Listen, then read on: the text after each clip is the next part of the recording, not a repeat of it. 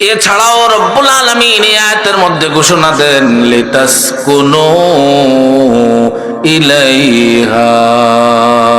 এই অংশটা খুব খেয়াল রাখবেন।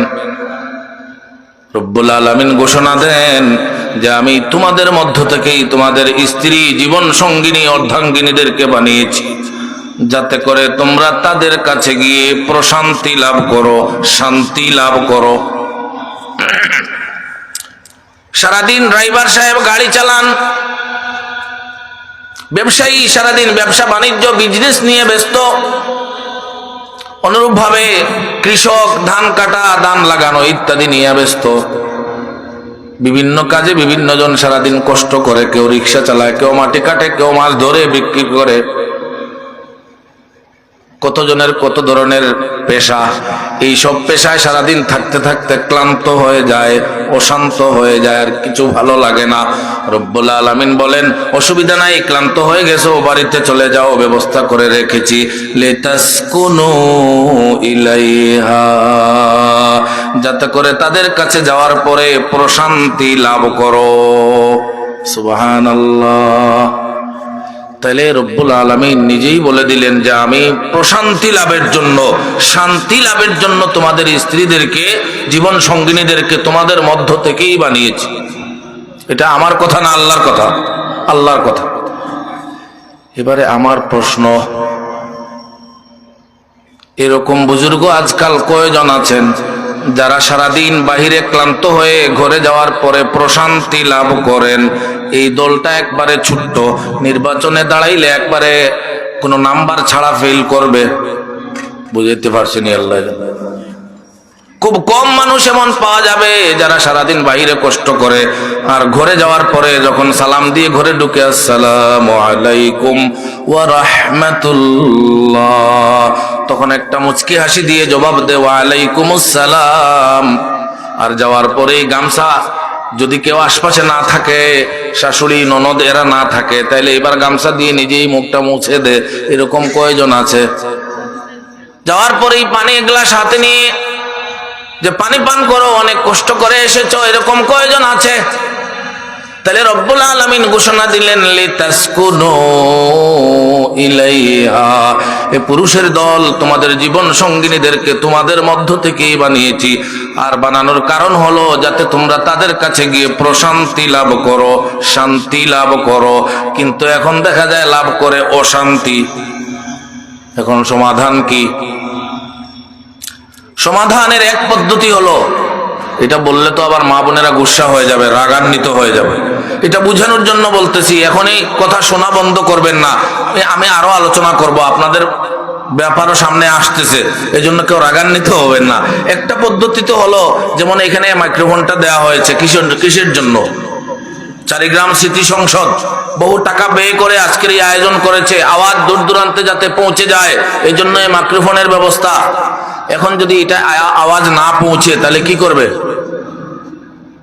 এটারে বাদ দিয়ে আরেকটা লাগাবে, এটাই তো।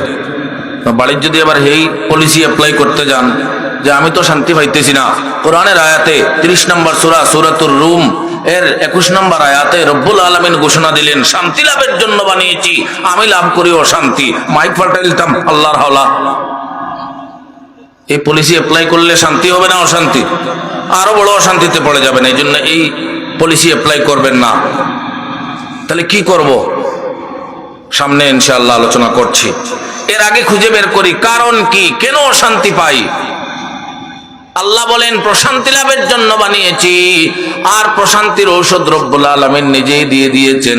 ওয়া জাআলা বাইনাকুম মাওয়াদ্দাতাও ওয়া রাহমা।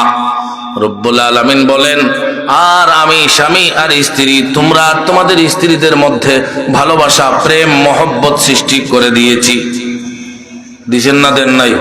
দিয়েছেন। তাফসীরের কিতাবে আছে সাধারণত একজন স্বামী আর তার স্ত্রী দুইজন দুই পরিবেশে বড় হয়, বেড়ে ওঠে। সাধারণত একজন আরেকজনের সাথে সাক্ষাৎ হয় না, দেখাশোনা হয় না। একজন একরকম পরিবারে বেড়ে ওঠে, আরেকজন আরেক রকম পরিবেশে পরিবারে বেড়ে ওঠে। দেখা নাই, সাক্ষাৎ নাই, হঠাৎ করে ছেলে যখন বড় হয়ে যায়, মা বাবা চায়, দাদি নানি এরা যদি থাকে, এরা চায় আমরা বউয়ের মুখ দেখে দুনিয়া থেকে বিদায় নিতে চাই, সুতরাং আমার নাতিরে এখনই বিয়ে করাবো। খুঁজতে শুরু করে, খুঁজতে খুঁজতে খুঁজতে খুঁজতে ওই যেটা নির্ধারিত আছে ওইটার কাছেই যায়, গিয়ে ওরে নিয়ে আসে। এর আগে দেখা নাই, সাক্ষাৎ নাই, কথাবার্তা নাই, দুইজন দুই পরিবেশে বেড়ে ওঠে। কিন্তু রব্বুল আলামিন এই দুইজনের মধ্যে এমন প্রেম ভালোবাসা দয়া মায়া সৃষ্টি করে দেন যে এই দুইজন যত দিন যায় তত তাদের প্রেম আর ভালোবাসা আরো মজবুত হয়, আরো মজবুত হয়। তাফসিরে এই কথাটাও উল্লেখ এসেছে যে যৌবন কাল, যখন পুরুষের যৌবন থাকে, স্ত্রীর যৌবন থাকে, ওই সময় হয়তো একটা কারণ সামনে আনা যেতে পারে যে আসলে এত যুবক মানুষ, এই জন্য তার তো যুবতীর প্রয়োজনই, এর লাগে মায়া করে, বলে এটা তো যুবক বয়সের কথা। কিন্তু দেখা যায় যারা যৌবনকাল শেষ হয়ে গেছে, সবকিছু জমা দিয়ে দিয়েছে, এরপরেও দেখা যায় দুইজনের সম্পর্কের মধ্যে কোনো কমতি নাই। যত বুড়া হয় অত প্রেম ভালোবাসা আরো বেড়ে যায়, আরো বেড়ে যায়। একবারে মৃত্যু শয্যায় শায়িত, এই সময় একজন আরেকজনের জন্য আরো বেশি পাগল পারা। কারণ কি? কারণ রব্বুল আলামিন বলেন ওয়া জাআলা বাইনাকুম মাওয়াদ্দাতাও ওয়া রাহমা। রব্বুল আলামিন এই দুইজনের মধ্যে, স্বামী আর স্ত্রীর মধ্যে, আমাদের পুরুষদের আর আমাদের স্ত্রী জীবন সঙ্গিনীদের মধ্যে প্রেম ভালোবাসা দয়া মায়া সৃষ্টি করে দিয়েছেন। খুব দামি ইট, এখন তো আরো কি কি ধরনের ব্লক সিস্টেমের ইট বাইর হইতেছে। এখনকার যে ইট আছে ওই যে 3 অক্ষর লেখা থাকে BS ইত্যাদি ইত্যাদি, ওই ইট বাদ হয়ে যাইতেছে। এটা নাকি বায়ু দূষণ হয়, ওই যে ধোঁয়া উড়ে যেটা, এটার কারণে ক্ষতি হয়ে যায়। এই জন্য সরকারিভাবে আস্তে আস্তে উদ্যোগ নেওয়া হইতেছে, এইসব ইট খোলা যেগুলো আছে ভাট্টা, এগুলো বন্ধ করে দেওয়া হবে। আর এখন বানানো হবে আপনার ওই অন্য পদ্ধতি, ব্লক সিস্টেম। তো যেই সিস্টেমের ইট নিয়ে আসেন না কেন, এমনি শুধু ইটের উপরে ইট, মাঝখানে যদি বালুক সিমেন্ট দিয়ে, কি বলে এটার জয়েন্ট নাকি, যদি দেয়া না হয়, তাহলে ইট যত দামি হোক লাভ নাই, কোনো লাভ নাই। স্বামী আর স্ত্রী দুইজনের মধ্যকার যদি প্রেম ভালোবাসা দয়া মায়া না থাকে, তাহলে দুইজন দুই দিক থেকে যত বড় বড় হন না কেন, শান্তি আসবে না। এখন প্রথমে কারণটা খুঁজে বের করি, কোন কারণে শান্তি নাই। এই বিষয়টা বোঝানোর জন্য সহিহ বুখারী শরীফে ইমাম বুখারী নওয়ারাল্লাহু মারকাদা হযরত আবু হুরায়রা রাদিয়াল্লাহু আনহু সূত্রে একখানা হাদিস এনেছেন 5090 নম্বরে। আন আবি হুরায়রা রাদিয়াল্লাহু আনহু قال, হযরত আবু হুরায়রা রাদিয়াল্লাহু আনহু বর্ণনা করেন, قال رسول الله صلى الله عليه وسلم, রাসূল আকরাম সাল্লাল্লাহু আলাইহি ওয়াসাল্লাম ইরশাদ করেছেন, তুনকাহুল মারআতু লিআরবাইন। সাধারণত একজন মেয়েকে একজন পুরুষ বিবাহ করে 4টা দিক লক্ষ্য করে। কয়টা? 4টা দিক লক্ষ্য করে, বিবেচনা করে, তারপরে স্ত্রী হিসাবে গ্রহণ করে, জীবন সঙ্গিনী হিসাবে গ্রহণ করে, বিবাহ বন্ধনে আবদ্ধ হয়। এর 1 নাম্বার হলো লিমালিহা, মাল সম্পদ কি পরিমাণ আছে, এর বাবার সম্পদ কি পরিমাণ, ভাই কয়জন লন্ডন, কয়জন আমেরিকা, ফ্রান্স, কানাডায় আছে, হিসাব লাগায়। 2 নাম্বার ওয়ালি হাসাবিহা, তার বংশমর্যাদার কি অবস্থা, কোন বংশের মানুষ। 3 নম্বরে ওয়া জামালিহা, সুন্দরী আসেনি, সৌন্দর্য কি পরিমাণ আছে। আর 4 নাম্বার হলো ওয়ালিদিনহা, দিনদারির দিক লক্ষ্য করে অনেকে বিবাহ করে, মেয়ে দিনদার নেই, নামাজ জানেনি, কোরআনে কারীম তিলাওয়াত করতে পারেনি, কোন সময় কোন মাসনুন দোয়া আছে এগুলো জানেনি, পর্দা করেনি। এই 4টা দিক লক্ষ্য করে বিবাহ করা হয়। রাসূল আকরাম সাল্লাল্লাহু আলাইহি ওয়াসাল্লামের পরেই ঘোষণা দেন, ফাযফার বিযাতিদ্দীন, আমার উম্মতের দল, উম্মতের পুরুষের দল, তোমরা বিবাহ করার সময় দিনদারির দিকটাকে প্রাধান্য দিও, আগে রাখিও। তারিবাত ইয়াদাক, যদি দিনদারির দিকটাকে সামনে না রাখো, প্রাধান্য না দেও, তাহলে তুমি শান্তি লাভ করবে না, অশান্তি লাভ করবে, অশান্তি। যারা মাল সম্পদ দেখে বিবাহ করে, দিনদারির দিক লক্ষ্য করে না। হ্যাঁ, দিনদারির দিক লক্ষ্য করে বাকি তিনটা যদি কেউ পেয়ে যায় আলহামদুলিল্লাহ, অসুবিধা নেই। কিন্তু দিনদারির দিক নাই, মাল সম্পদ অনেক, এমন যদি হয় তাহলে এখন অশান্তি আর অশান্তি হবেই। কথা বললেই সে বলবে আস্তে কথা বলো, যেই খাটে বসে কথা বলছো সেটা আমার বাবা দিয়েছে, আমার সাথে রাগ দেখাও, এই খাট থেকে নামো। তো বেচারা আর কি করবে, খাট থেকে নেমে সোফার মধ্যে বসে বসে তারপরে একটু ঝগড়াঝাটি চালায়, বিতর্ক করে। তখন বলে আরে চুপ হয়ে যাও, যে সোফায় বসলা এটাও তো আমার আব্বাই দিছে, তো শান্তি আসবে কিভাবে? অনুরূপ ভাবে যার শুধু বংশমর্যাদা দেখে বিবাহ করে ফেললো, দিনদারির দিক দেখলো না, কথায় কথায় বলবে, কথায় কথায় বলবে আমি খান বাড়ির মেয়ে, বুঝে শুনে কথা বলবা, আমি চৌধুরী বাড়ির মেয়ে, বুঝে শুনে কথা বলবা। এরকম আরো বিভিন্ন আছে, সেগুলোর কথা বলে সে বড় বড় কথা বলবে, শান্তি আসবে না, অশান্তি আসবে। আরেকটা হলো আলী জামালিহা, সুন্দরীর জন্য সবাই পাগল পারা, সুন্দর চাই, সম্পদ লাগবে না, বংশমর্যাদা কম হোক অসুবিধা নাই, সুন্দরী চাই। বর্তমান যুবক এটাই বেশি চায়। সুতরাং এই খালি সৌন্দর্য দেখে যদি কেউ বিবাহ করে আর দিনদারি না থাকে, তাহলে এই সুন্দরী তো হঠাৎ করে সুন্দরী হয় নাই, বিবাহর আগেও সুন্দরী ছিল, এর একটা স্কুল লাইফ ছিল। যদি সে দিনদার না হয়, দিনদার মা দিনদার বাবার মেয়ে না হয়, তাহলে এবার তার স্কুল জীবনে সে তো সুন্দরী ছিল, ওই সময় তার কিছু ফ্রেন্ড আছে, ফ্রেন্ড বন্ধু বিএফ, এরপরে বাবা তার জন্য মোবাইল ফোনের ব্যবস্থা করে দেয়, আর এটার মধ্যে তার ফেসবুক, ইমো, হোয়াটসঅ্যাপ, ইনস্টাগ্রাম, আরো কিতা কিতা, টিকটক, এগুলা সব চালু করে দিছে। এখন এগুলাতে আরো ফ্রেন্ড আছে, এগুলা বিবাহের পরের না আগের। তাহলে এবার আগের যাদের সাথে সম্পর্ক এদেরকে শান্তি দিয়া, শান্তি যদি আরো কিছু থাকে তাহলে না আপনি পাইতেন। আর যদি এগুলো সবাই দিয়া শেষ হয়ে গেছে, আগে এদেরকে দিয়ে দিছি, এদের সাথে তো সম্পর্ক আপনার চেয়েও আগের, তো এগুলো দিয়া শেষ হয়ে গেছে, ওনার নাই, বাদ দেন আল্লাহর। তো শান্তি আসবে কোত্থেকে? এই জন্য রাসূল আকরাম সাল্লাল্লাহু আলাইহি ওয়াসাল্লাম ইরশাদ করেন, ফাযফার বিযাতিদ্দীন। আমার উম্মতের দল, যদি স্ত্রীর কাছ থেকে প্রশান্তি লাভ করতে চাও, শান্তি লাভ করতে চাও, তাহলে এবার যে চারটা দিক বিবেচনা করে লক্ষ্য করে বিবাহ করা হয়, এই চার দিকের মধ্যে দিনদারির দিক যেটা আছে এটারে প্রাধান্য দিও। দিব তো ইনশাআল্লাহ? তো যারা বিয়ে করছেন এখন কিন্তু আবার করবেন না, এটার উপরে আমল করার লাগে না। আপনার অধীনে থাকা ছেলে, আপনার ভাগনা, আপনার ভাতিজা, এগুলারে বিবাহ করানোর সময় এই বিষয়টা খেয়াল রাখবো, বলি ইনশাআল্লাহ। আরেকটা কারণ বর্ণনা করি, এগুলো কারণ, এবং যারা বিবাহ করে ফেলছেন এরা তো আর এখন নতুন করে এটা পারবেন না, তাদের ওষুধটা পরে আসতেছে। এটা শুধু কারণ বর্ণনা করতেছি, কোন কারণে অশান্তি।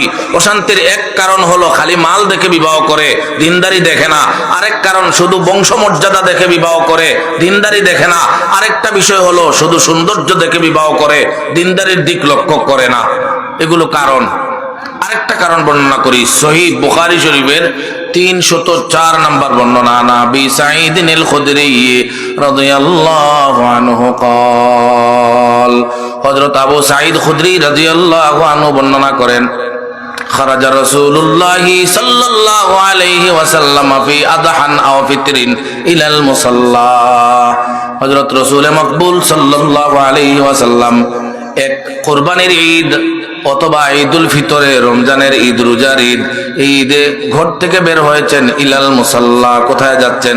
ঈদগাহের দিকে। ফামাররা আলান নিসা, যাওয়ার সময় মহিলাদের পাশ দিয়ে অতিক্রম করলেন, রাস্তা অতিক্রম করলেন। ওই সময়ের মহিলারা দিনদার ছিলেন, যার কারণে তারাও ঈদগাহে যাইতেন। এখন গেলে ঝামেলা হয়ে যাবে, নামাজ তোয়া ওই সকিনা জরিনার চিন্তা করে নামাজ শেষ, সব নষ্ট। এই জন্য এখনকার হিসাব, এখনকার উলামায়ে কেরাম যেটা বলবেন সেটা, ফামাররা আলান নিসা। তখন রাসূল আকরাম সাল্লাল্লাহু আলাইহি ওয়াসাল্লাম কুরবানির ঈদ অথবা রোজার ঈদে ঈদগাহে যাওয়ার সময় মহিলাদের পাশ দিয়ে অতিক্রম করলেন। ফাকাল, তখন মহিলাদেরকে সম্বোধন করে বললেন, ইয়া মা'শারান নিসা তাসাদ্দাকনা, হে মা বোনেরা, তাসাদ্দাকনা, তোমরা সদকা দাও। ফাইন্নী উরিতুকুন্না আকসারা আহলিন নার। কারণ হে মা বোনেরা, আমি যখন মেরাজে গেলাম আমার সামনে জান্নাত পেশ করা হয়েছে, আমি জান্নাত দেখেছি। জাহান্নাম পেশ করা হয়েছে, আমি জাহান্নামও দেখেছি। জাহান্নাম যখন দেখলাম তখন লক্ষ্য করে দেখলাম জাহান্নামে বেশিরভাগ অধিবাসী হলো মহিলা। নাউযুবিল্লাহ। মহিলা আসমান থেকে নামে না। আপনার আমার মা মহিলা, আপনার আমার দাদি মহিলা, নানি মহিলা, আমার বোন মহিলা, আমার স্ত্রী মহিলা, আমার কলিজার টুকরা আদরের দুলালি মেয়েও মহিলা। এই মহিলাদের ব্যাপারে রাসূল বলতেছেন ফাইন্নী উরিতুকুন্না আকসারা আহলিন নার। মা বোনেরা সদকা দাও। কেন সদকা দিবে? সদকা দিলে বালা মুসিবত দূর হয়। জাহান্নামে চলে যাচ্ছে, এর চেয়ে বড় বালা মুসিবত আর কি হতে পারে? এই জন্য সদকা দাও। বড় বিপদ সামনে অপেক্ষা করছে। কারণ আমি যখন মেরাজে গেলাম আমার সামনে জাহান্নাম পেশ করা হলো, আমি দেখলাম, লক্ষ্য করে দেখলাম জাহান্নামে বেশিরভাগ মা বোনেরা। নাউযুবিল্লাহ। ওই সময়ের মা বোন এখনকার মা বোনের ন্যায় নয়। এজন্য ফাকুলনা লিমা ইয়া রাসূলুল্লাহ, ওগো আল্লাহর রাসূল, কারণটা কি? কোন কারণে মা বোনেরা বেশিরভাগ জাহান্নামে? কারণ বলেন। এই কারণটা জেনে এটার থেকে বেঁচে থাকবো যাতে জাহান্নামে যেতে না হয়। ফাকালা, তখন রাসূল আকরাম সাল্লাল্লাহু আলাইহি ওয়াসাল্লাম বড় বড় দুইটা কারণ বর্ণনা করলেন। এই দুই কারণের মধ্যেই অশান্তি নিহিত আছে। না শান্তি? অশান্তি নিহিত। এক নাম্বার, তুকসিরনাল লা'না ওয়া তাকফুরনাল আশীর। হে মা বোনেরা, জাহান্নামের বেশিরভাগ অধিবাসী মহিলা। এদের জাহান্নামে বেশিরভাগ যাওয়ার বড় দুইটা কারণ। এমনি বেপর্দা থাকে, পর্দা করে না, মিথ্যা কথা বলে, বানায় বানায় বেকার বেকার কথা বলে। দুই চারজন একসাথে হইলে ঝগড়া করার সময় বিভিন্ন ধরনের বডি ল্যাঙ্গুয়েজ অ্যাপ্লাই করে, সেগুলো আর বললাম না। এগুলোও কি স্বামীর হক নষ্ট করে আরেকজনের সাথে পরকীয়ায় লিপ্ত হয়, এগুলাও জাহান্নামে যাওয়ার কারণ। আর এছাড়া বড় দুইটা কারণ রাসূল বললেন, যেটা ওই সময়কার মহিলাদের মধ্যেও মোটামুটি ছিল। সেটা হলো তুকসিরনাল লা'না। মা বোনেরা, একটা কারণ হলো তোমরা বেশি বেশি লানত, অভিশাপ দিতে থাকো। দেখবেন যারা বিবাহ করে ফেলেছেন, দেখবেন যদি কোনো সময় টাকা চায়, দেখে টাকা গুনতেছেন, এই সময় বলবে যে আমার 1000 টাকা দেন, আমার 500 টাকা দেন। আর যদি না দেন তাহলে দেখবেন একটুও দেরি নাই, লগে লগে এইরকম বড় একটা সাক্কা দিয়ে দিবে, তোমার এটা টাকার মধ্যে টাটা ফড়ক হইলেন, আগুনে পুড়িয়া জ্বলক। নিজের কলিজার টুকরা সন্তান, যেই সন্তানের গায়ে একটা মশা পর্যন্ত বসে গেলে সহ্য করতে পারে না, এই সন্তানেও যদি একটু এদিক সেদিক করে ফেলে, অবলীলায় বুঝে না বুঝে মুখ দিয়ে বের করে ফেলে, তোরে বাগে খাও, তোর ঠাটা পড়ুক তোর উপরে, তুই ফানের ডুবিয়া মরিস, কারেন্টও লাগিয়া মরিস, ইত্যাদি ইত্যাদি অভিশাপ দিয়ে দে। না দে না, দিয়ে দে। স্বামীরেও দিয়ে দে। আবিজাবি করলে নিজের জন্মদাতা বাবা যারে, তারেও মাঝে মধ্যে দিয়ে দে। মাঝে মধ্যে ঝামেলা সৃষ্টি হয়ে স্বামী স্ত্রীর মধ্যে, আর বাবায় সমাধানের লক্ষ্যে বুঝেও তারপরেও স্বামীরে একটু গুরুত্ব বেশি দিয়ে অনেক সময় বিচার করার জন্য, তোর দোষ সারা, তোমার বেটা তুমি ঠিক আছো, করে না নি অনেক সময়। তো এই কথা বলতে দেরি, ওই সময় অভিশাপের এক সাক্কা বাবারেও দিতে দেরি করে না। তখন এই বলে বলে টাটা ফড়ক তোমার উপরে, কিরকম একটা অন্যায় অবিচার করতেছো। তাহলে এটা সব মহিলাদের না, দূর থেকে যে সমস্ত মা বোনেরা শুনছেন, আপনাদের সবার মধ্যেই যে এটা থাকতে হবে এরকম না। অনেক মহিলা এমন আছেন যাদের মধ্যে এই দোষগুলো আছে। এটারে আর ব্যাখ্যা করতেছি না, পরে বেশি সময় চলে যাবে। আরেকটা হলো তাকফুরনাল আশীর। মা বোনেরা, জাহান্নামে বেশিরভাগ তোমরা। আর যাওয়ার কারণটা হলো 2 নাম্বার কারণ, তোমরা স্বামীর অকৃতজ্ঞতা প্রকাশ করো।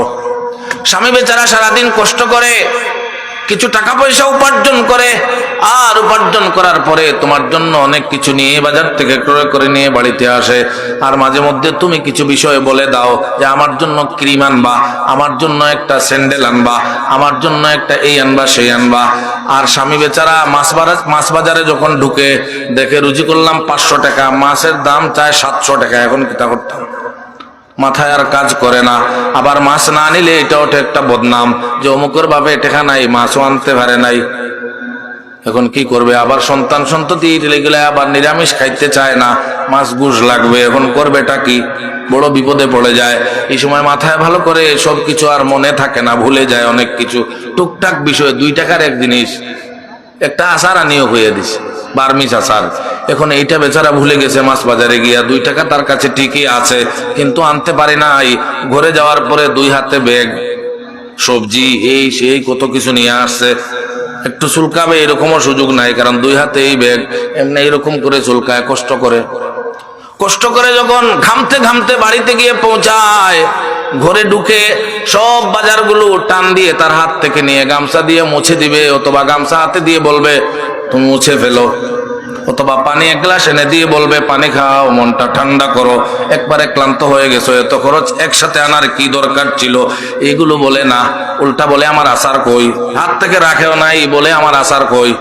জীবনে কোনো একটা জিনিস বললাম আর আনলা, এরকম ঘটনা কোনোদিন ঘটাইতে পারলা না। আমার আব্বা আম্মায় কোন জায়গায় যে আমারে ফাটাইলো, বিয়া দিল। স্বামীর শুক্রিয়া না শুক্রিয়া? এগুলো না শুক্রি। ঈদের সময় আসলে শাড়ি লাগবেই, পোশাক লাগবেই। বৃষ্টির কারণে যদি ঈদের নামাজও পড়া না যায়, এটা আলাদা কথা। আমার ঈদের পোশাক লাগবেই, নাইলে খবর আছে, বলবে যে কি এক স্বামীর বাড়িতে আমারে মা বাবা পাঠাইলো যে ঈদের পোশাক পর্যন্ত দিতে পারে না, এমন এক ফকিরের করে পাঠাইছে। তো বেচারা যদি একটা আনে, এখন আনার পরেই যদি এটা মন মতো না হয়, তাইলে এইবার খবর আছে, বলবে এই যে শাড়ি আনছো, এটা আমার বাপের বাড়ির কাজের মেয়েও এরকম শাড়ি পরে না। এই বেচারা কিন্তু ঠিকই অনেক তালাশ করে একটা আনছে, কিন্তু আসার পরে এরকম একটা চাক্কা মেরে দেয়। এগুলো হলো না শুকরি। অথচ যে সময় না শুকরিটা করতেছে, ওই সময়ে শীতকাল হলে মাথার উপরে যে টুপিটা দিয়ে রাখছে, টকিটা দিয়ে রাখছে, এরপরে ওড়না, এরপরে চুলে যে তেল দিছে, এরপরে মুখের মধ্যে যে সোনো পাউডার গুলো মাখছে, এরপরে কানের মধ্যে নাকের মধ্যে আরো যেগুলো লটকানো আছে, এরপরে গলায় যা লটকানো আছে, এরপরে বাহিরে ভিতরে কত ধরনের পোশাক আশাক, জুতা পর্যন্ত কত কিছু পড়ছে। এই সবগুলো A to Z, এক থেকে শুরু করে একবারে শেষ পর্যন্ত সবগুলো কিন্তু তার এই স্বামী এই ব্যবস্থা করে দিয়েছে। এক মুহূর্তের জন্য সব ভুলে যায়, আর ওই সময় বলে তোমার ঘরে আসার পরে কোনো আশাই পুরা করতে পারলা না। বলে ফেলে অনেক সময়, সব মা বোন না, অনেকে বলে ফেলে। এই যারা বলে ফেলে রাসূল তাদের ব্যাপারে বলতেছেন, তুকসিরনাল লানা ওয়া তাকফুরনাল আশীর। বড় বড় 2টা কারণের একটা হলো তোমরা বেশি বেশি লানত দাও, অভিশাপ দাও। একবারে আজরাইল আলাইহিস সালামেরও ছাড় দেয় না। যদি তার ছেলে মারা যায়, মেয়ে মারা যায়, বাবা মা কেউ মারা যায়, বোন মারা যায়, ভাই মারা যায়, তখন বলে আরে আজরাইল আর কেউ রে পাইলা না, আমার ঘরেই আইলা, টাটা পড়ুক তোমার উপরে, হের উপরে আরেক টাটা দিয়া বসবে। বুঝাইতে পারছিনি আল্লাহ। তো আমরা দোয়া করি আমাদের মা বোনদের মধ্যে এগুলো যেন না থাকে, যদি থেকেও থাকে তাওবা করে যেন ছেড়ে দিতে পারে, বলি আমিন। এরপরের অংশটুকু যদিও এই আলোচনার সাথে খুব একটা মিল না, কিন্তু হাদিসের তো অংশ। সহিহ বুখারী শরীফের 304 নাম্বার বর্ণনারই একটা অংশ বাকি রয়ে গেছে, এটাও বলে ফেলি, যদিও আমাদের বিষয়ের সাথে খুব একটা মিল নাই। এরপরে রাসূল বলেন, মা রাআইতু মিন নাকিসাতি আকলিন ওয়া দীনিন আযহাবা লিলুব্বির রাজুলিল হাজিমি মিন ইহদাকুন্না। এরপরে রাসূল বলেন, ও মা বোনেরা, আকলের দিক, জ্ঞান বুদ্ধির দিক থেকে কম হওয়া সত্ত্বেও, অসম্পূর্ণ হওয়া সত্ত্বেও, এবং দিনদারির দিক থেকেও কমতি থাকা সত্ত্বেও, একজন সদা সচেতন পুরুষের একবারে ব্রেন পর্যন্ত আউট করে দে, ব্রেন পর্যন্ত ওয়াশ করে দে, এরকম তোমাদের চেয়ে আর কাউকে আমি দেখি নাই।